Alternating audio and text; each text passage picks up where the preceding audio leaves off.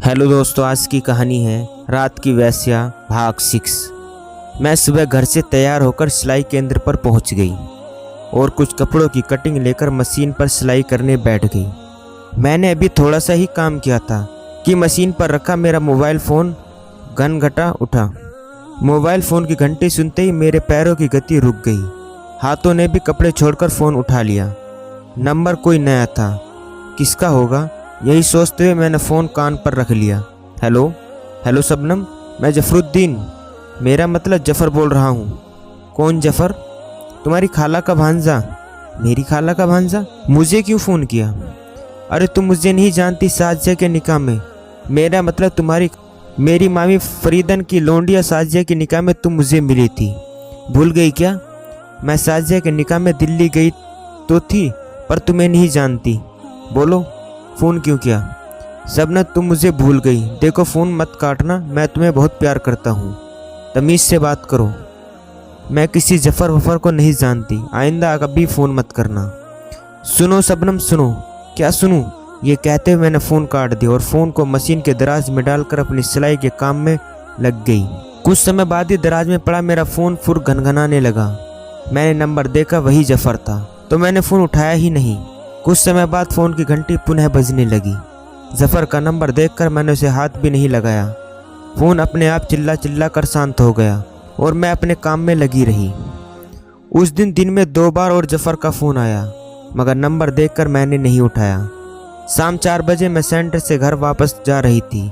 रास्ते में जफ़र का फ़ोन पुनः आ गया। मैंने नंबर देखकर अपने पर्स में डाल दिया।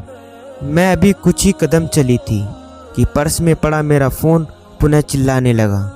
मैंने निकाल कर देखा, नंबर कोई नया था। कौन फ़ोन कर रहा है? किसका फ़ोन होगा? ये सोचते हुए मैंने कान पर लगाकर कहा, प्लीज़ शबनम मेरी बात सुन लो, नहीं तो मैं आत्महत्या कर लूँगा। प्लीज़ शबनम प्लीज़, फ़ोन मत काटना। जफ़र तुम मुझे क्यों परेशान कर रहे हो? क्या बात सुनूं तुम्हारी? शबनम मेरी छोटी सी बात सुन लो, नहीं तो मैं आज ही आत्महत्या कर लूँगा। तो कर लो ना आत्महत्या, मैंने कब मना किया है? मुझे क्यों बार बार तंग कर रहे हो? प्लीज़ शबनम मेरी एक बात सुन लो, मैं फिर कभी तुम्हें तंग नहीं करूँगा।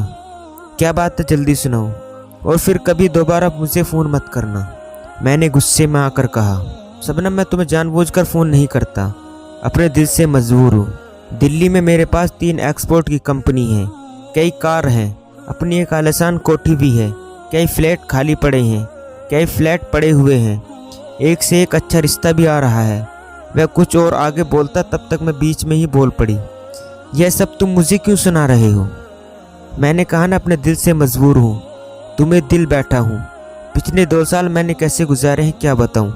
साजिया के निकाह में देखा था, तब से अब तक तुम्हारी सूरत देखने के लिए तरस रहा हूँ। मैं तुम्हारे बिना अब जिंदा नहीं रह सकता, मर जाऊँगा मगर तुम्हें नहीं भूल सकता। मेरी जान तुम में ही बसी है, तुम चाहो तो। जफ़र आगे क्या बोलता रहा, मैंने बिना सुने ही उसका फ़ोन काट दिया। जैसे तैसे मैं घर तो पहुंच गई, मगर दिल में एक अजीब सा भय बैठ गया कि कहीं जफ़र का फ़ोन दोबारा ना आ जाए। अगर जफ़र का फ़ोन आ गया तो अम्मी को क्या जवाब दूंगी। ये एक ऐसा विषय था जिस पर मैं अम्मी से चर्चा भी नहीं कर सकती थी। यही सोचकर मैंने फ़ोन का स्विच ऑफ कर दिया। बरसात से अधिक डर टपक का होता है। जफ़र के डर से रात भर मैंने फ़ोन स्विच ऑफ ही रखा। एक अजीब सी घबराहट मेरे मस्तिष्क पर छाई रही।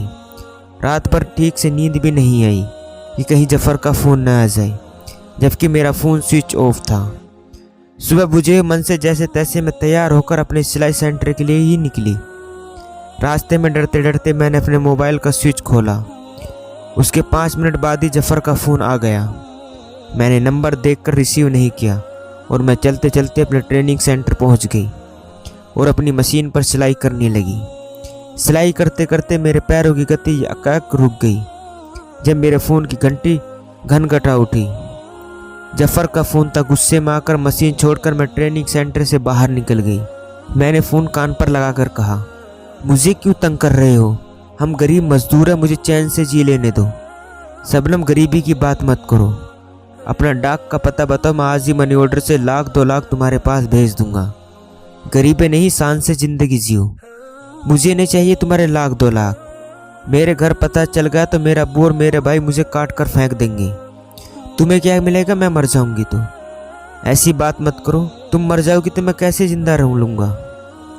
प्लीज़ जफ़र मुझे माफ़ कर दो, आइंदा मेरे पास फ़ोन मत करना। सबने में एक बात और सुनो, प्लीज़ 1 मिनट। कहो क्या कहना है, मगर मुझे बार बार फ़ोन करके तंग करना छोड़ दो। ठीक है, तुम मुझसे घृणा करती हो, कोई बात नहीं, करती रहो। तुम पठानकोट में रहती हो और मैं दिल्ली में। इतनी दूर से मैं तुम्हारा कुछ नहीं बिगाड़ सकता, मगर मैं तुम्हारे बिना जिंदा भी नहीं रह सकता। कम से कम फ़ोन पर ही बात कर लिया करो। तुम मुझसे बात करके मन का बोझ कुछ हल्का हो जाता है, दिल को कुछ तसल्ली सी मिल जाती है। और फ़ोन पर बात करने से तुम्हारा क्या बिगड़ जाएगा? वैसे तो मैं किसी से बात नहीं करती, मगर तुम कुछ ज़्यादा ही मजबूर कर रहे हो, तो कभी कभार बात कर लिया करना। और एक बात का ध्यान रखना, मेरे घर पर कभी फ़ोन मत लगाना। ट्रेनिंग सेंटर के समय ही बात करना। तुम्हारे ट्रेनिंग सेंटर का समय क्या है? सुबह 10 से शाम 4 बजे तक मैं ट्रेनिंग सेंटर पर ही रहती हूँ। इतवार की छुट्टी रहती है, इतवार को कभी मत करना। ठीक है, मैं समझ गया। इतवार को दिल पर पत्थर रख लिया करूँगा। मैंने फ़ोन तो काट दिया और सिलाई मशीन पर भी काम करने लगी, मगर एक अनचाहे प्यार का बीज मेरे हृदय में अंकुरित होने लगा। उसकी मीठी मीठी बातों को सुनकर हृदय में कुछ हलचल सी होने लगी। अच्छा, तो जफ़र की मीठी बातें सुनकर तू जफ़र से प्यार करने लगी? रफ़ीक ने कहा।